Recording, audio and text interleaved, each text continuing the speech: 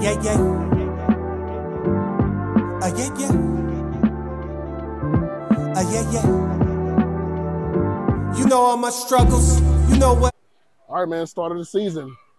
Everything's been great for you. Seems like the contact is there, your defense and everything. What was your big adjustment this offseason?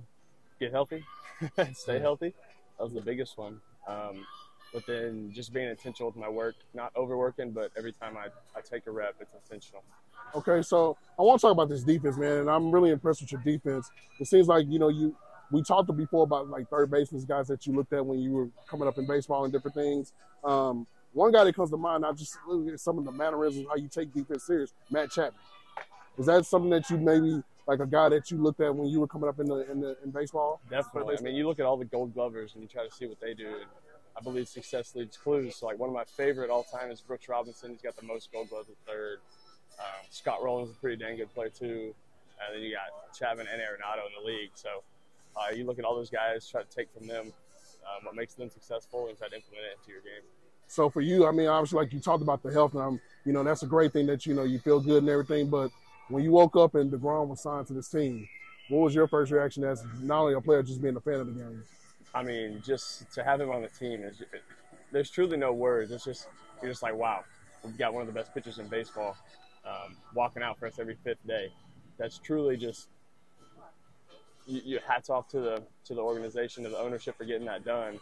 But then when you're in the clubhouse with them, you're like, man, we got a chance every fifth day to have, a pretty solid chance at a W. So this 2023 Rangers team, I just look at the potential of this team. I mean, I'm looking at the infield. It's obviously four all-star caliber guys, including Jonah, and even Adolis and those guys in the outfield.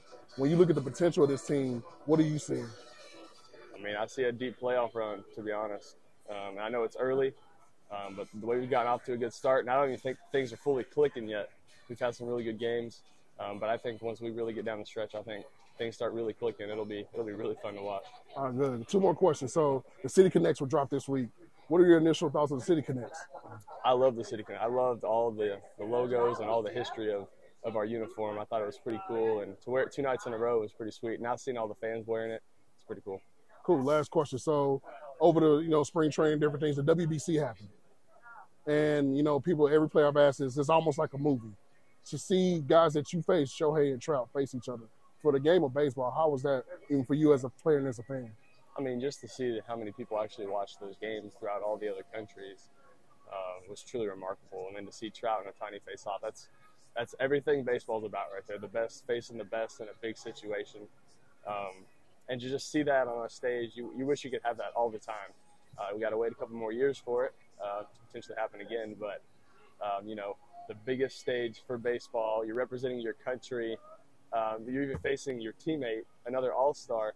I mean, just for the game of baseball, that was amazing. I love it, man. Well, Josh, congratulations on everything, man. You're doing what you out there. We'll be talking again soon, bro. Appreciate it. Thank you.